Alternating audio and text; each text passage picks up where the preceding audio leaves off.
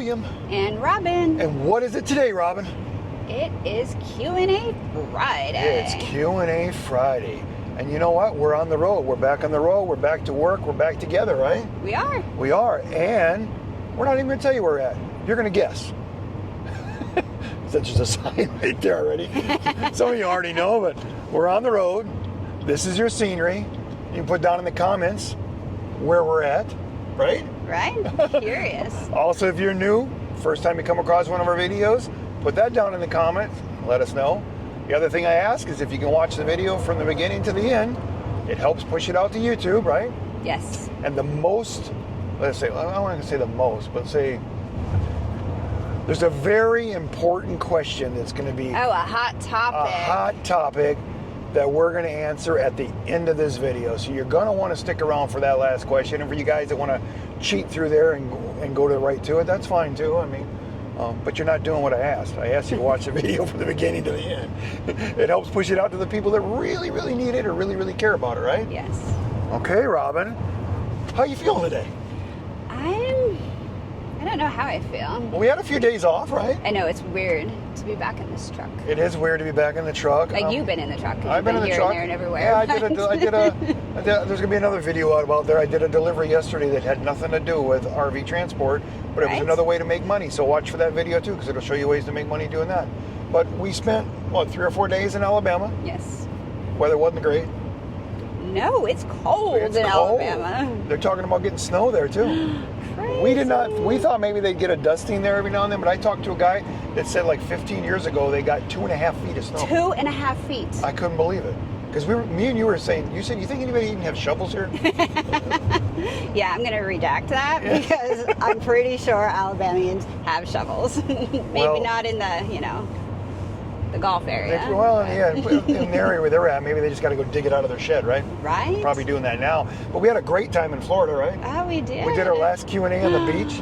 That was nice. That was a nice place. I'm missing that beach right now. I'll go back there again. Now we have snow. Yeah, I'll go back there again. So, but let's get to the Q&A. What do you got me? What's the first question you have for me? First one is, can you pick up a load after dropping off in the same location, getting you closer to home?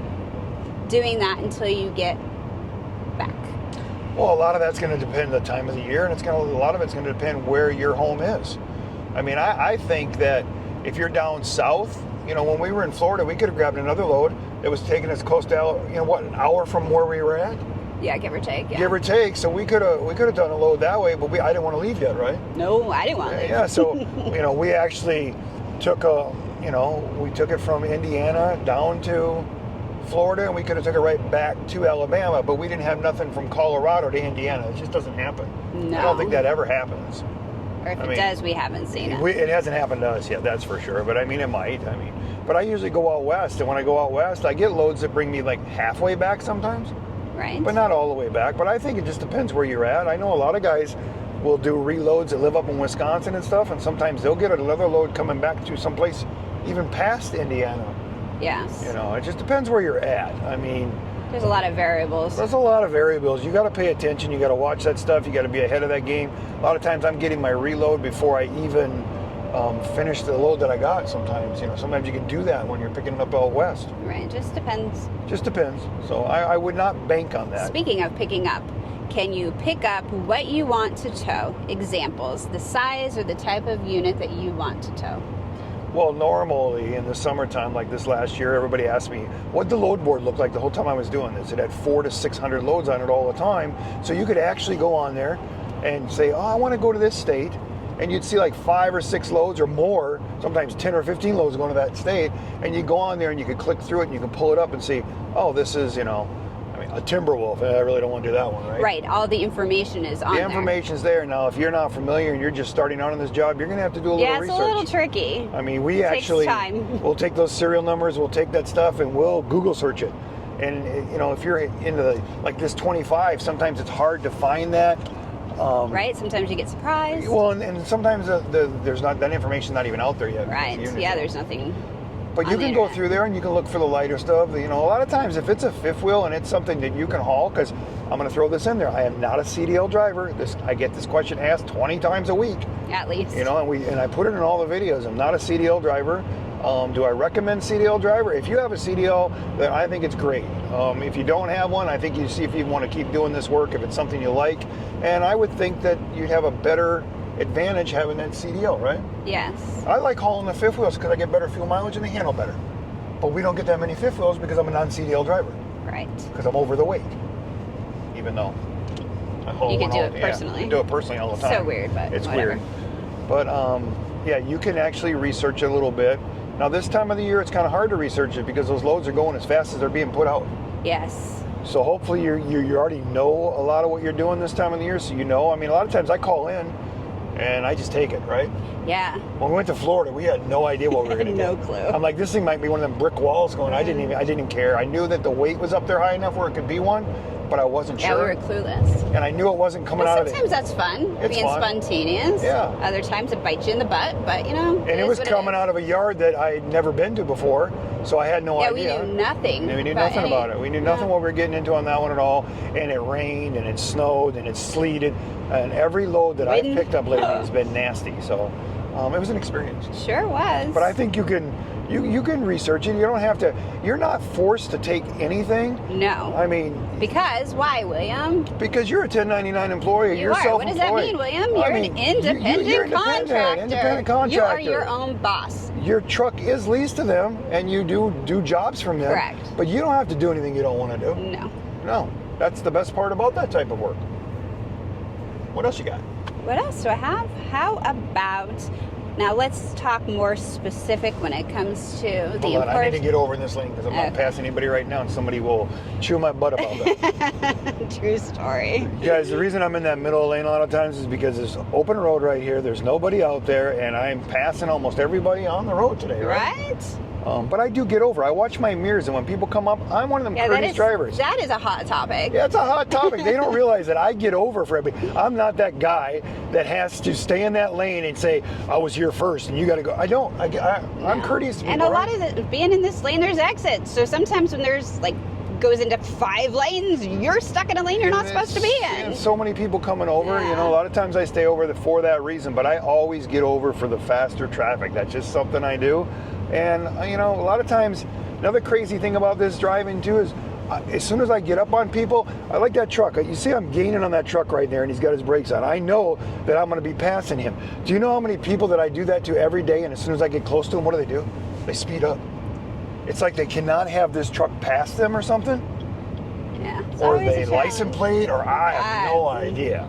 Don't know. But a lot of times I'm in this middle lane because there's nobody in the way here, and I know I'm going to be passing these trucks, and I'm not going to have to worry about people coming in to the interstate, right? Mm-hmm. All right, just wanted to throw that out there because I catch more. It doesn't matter. You'll still get comments. I'll still get comments, but you know, believe it or not, I'm a courteous driver. It is what it is. Okay, so now what we're going to talk about courtesy. How about safety? Let's talk about Let's talk about safety. What do you got for safety? I'm going to talk about fire extinguishers. You need to have a fire extinguisher. Yeah, that's important. There's been a lot of guys going through the class lately, and that's one of the questions they keep asking. Where's your fire extinguisher?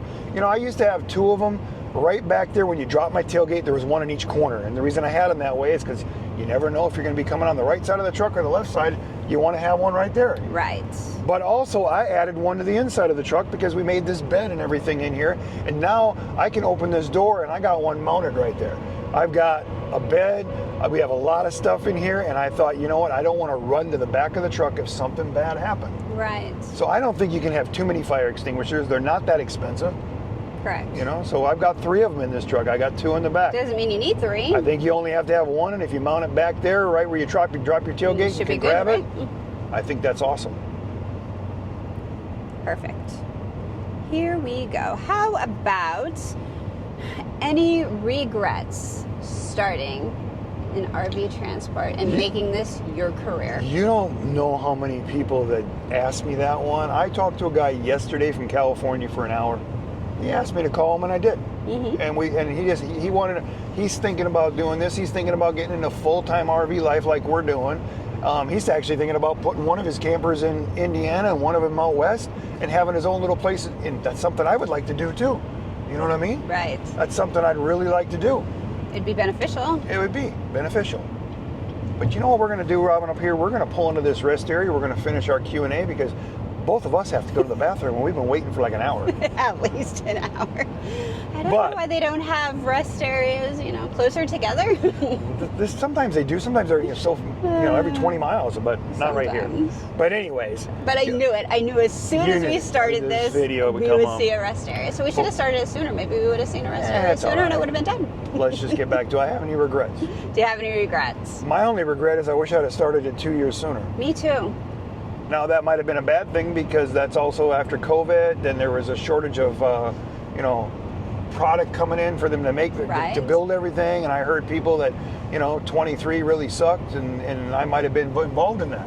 But the reason I say that is because I probably would have. So if we didn't have the C word and we didn't have. If none of that would ever happen, I think it would have been awesome. In a perfect world. Perfect world. Yes. I would have started sooner because I think if you're thinking about getting into full-time RV life, I think you want to start this first because I think you can get paid to travel around the country. You can see all the areas. You can learn all the places you can park your RV and save a lot of money. Plus, you can learn a lot of cool places, and you don't have the expense of hauling your stuff there and finding out, you know what? Why'd I come here? I don't like this place.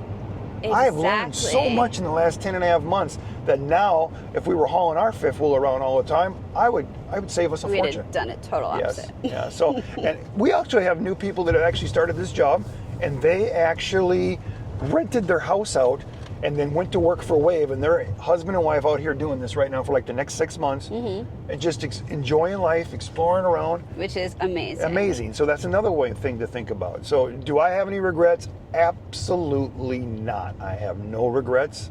I have enjoyed my time. I've enjoyed all the people I've met. I think it's been awesome, don't you? I agree. Let's find a spot here to park. We don't have to walk as far. What else you got for question? Let's do our next question before I park. I'll park this way so that we don't have to look at everybody. That would be our hot topic question. Our hot topic question? Well, that's the perfect question because once we're done with this video, we can go to the bathroom. Yes, we can. All right, what's the hot topic question, Robin? That is, with all of the referrals you are giving to Wave, isn't that hurting the other transport drivers already working for Wave? First of all, this was never my intention to do the referrals. We didn't even know. My intention was to help all the full-time RV people out there that me and Robin met on the road the first year of our full-time RV life, and how they talked about how they couldn't do things, how they've had to cut back, and there was no extra money. And I was trying to find a way to keep our lifestyle, and I came across this. And when I started this, I threw that out there just for that. Yes. And then all these other people jumped onto it, right? Yes. And then I just kept following through. Then I was told about the program where I could make it at half cent per mile. Yes. And then Wave told me that people are not using that program. They wanted me to actually promote that program because they want their other drivers to use that. Yes. Now, that's what I did. And this has gotten bigger than I thought. And I know Wave is expanding their drivers. But I'm going to tell you that from my experience in business, I had mechanics working for me, motorcycle mechanics, and they were paid. I gave them a small hourly wage just because they did other things for me, and then they got commission on all their jobs. And then I told them that I was going to bring in 8 more mechanics, and they all freaked out. They were pissed off at me for a couple weeks. They were upset. They thought it was going to affect them. I told them, I said, no, it's not. I said, there's not enough good people doing a good job in our industry, and I think that I can take all the service work from the 3 surrounding shops around us and make it better for all of them. Because I said, a lot of you guys don't have work in the wintertime. So if we were backed up on work enough, I could keep you busy year-round. So they were all against that. I brought those mechanics in there, taught them everything I knew, and you wouldn't believe it, in a year and a half, there was people from 200 miles away bringing their stuff for my mechanics to work on because we were getting known to be the people to get it done. Keywords. Keyword, getting it done. Yes. So by bringing these other people in, I increased everybody's wage in that service department. So when I started doing this, and I've learned a little bit about this business now, that when these guys want to get these contracts from the manufacturer wants to know how many active drivers you got. And that's important. And that's very important. If you don't have active drivers, how are you going to get your stuff out? So if you have a lot of active drivers, you can get a lot more work. Okay? Yes. Now, I also looked at Wave compared to other companies. Wave is owned by its employees. Okay? I felt by being owned by their employees that they're going to take care of us better than some of the other transport companies out there, because at the end of the day, they want to make money too. Yes. I mean, I hear from people all the time, they're just there to make, yes, they're there to make money. They are a business. They're a company. Their bottom line matters. They don't make money. Their bottom line matters. Right. So I felt that they were the better company to be with. Just my opinion, guys. Yes. What I've learned in the 10.5 months of doing this. Now, I know that if they get a lot of drivers in there, it will push some of the other drivers out. But I've met a lot of drivers that have been working there for like 3 years and done like 35 or 40 loads in 3 years.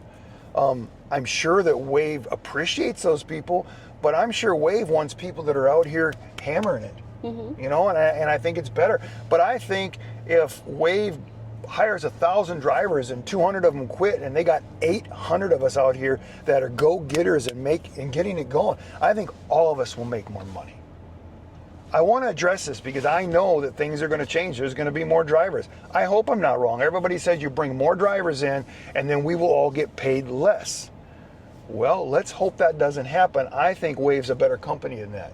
I'm not saying that the rate won't drop down a little bit. Maybe. Maybe not. Or maybe not. Maybe they will take control of the whole market and some of these other companies will not have anybody working for them or won't have any work, and you'll be over here working for Wave. And if Wave controlled more of the market, then they can control more of the price, and we can all make a better living. Correct. This is just my opinion, guys. I'm not dumb when it comes to this stuff. And don't get me wrong, it can be done wrong. People can not do what they should do, but I'm hoping that the company that we're with really respects us, wants us, and looking at this the same way I'm looking at it. But if they're making money and everybody there's making money, then it's a win-win. It's a win-win situation. Now, I get guys that say, Wave's hard about this. They don't allow this. They don't allow that. They're on you about your logs. Well, okay, this company knows if you guys are doing a lot of stuff wrong, they're going to get fines. They're going to have people breathing down their back, and it's going to affect their bottom line. So you want them to enforce some of this stuff to make it better for all of us so that our job is not affected. Yes. The world's not perfect, guys, and you're not going to like everything. You're going to like most of it, but you should be happy that they are staying, because I don't know, when a driver complains to me about it, I didn't do nothing wrong, and they're on me about it. I don't know that. Maybe he doesn't think he did something wrong, but maybe he is. Maybe they are being hard on me. You gotta have communication. Yes. If you're not sure, you make an appointment with the people in Logbooks. You go in there and you sit down with them and you let them show you exactly what you need to do, because you'll be better about it and you won't have any of those issues. But you can't make everybody happy. Mm-mm. It's never going to work that way. But I do not think by me promoting this will hurt any of us. And if you're already a Wave driver, I think you need to jump on that too. Make that extra half a cent a mile. Make connection with those new drivers. Help those new drivers out and make them better drivers so that they don't screw up, so we all keep going and we all keep making money. I don't know if I could say anything more about that. Right. That's just my opinion. I ran business for a long time, but I have no control over Wave, guys. They're going to do what they want to do, and they're going to make sure their bottom line is right. But if you're doing what you're supposed to do as a driver, and at the end of the day, if it doesn't work out, you did right, and that's all that matters. Right? I agree. And if this job doesn't work out, you'll find another job. I mean, you never rely on something 100%. Always keep your options out there. But I do think in 2025, Wave is going to be the RV transport company to work for. I think in 2025, you're going to have the best work and you're going to have the most work. 2026 could be a whole new deal. Correct. So we're going to leave it at that, mm-hmm. right? This is the end of the Friday Q&A. Friday Q&A. And you all know where we're at, because I'm sure you already figured that all out. But we both need to go to the bathroom. And then we need to get back to work, right, Robin? Yep.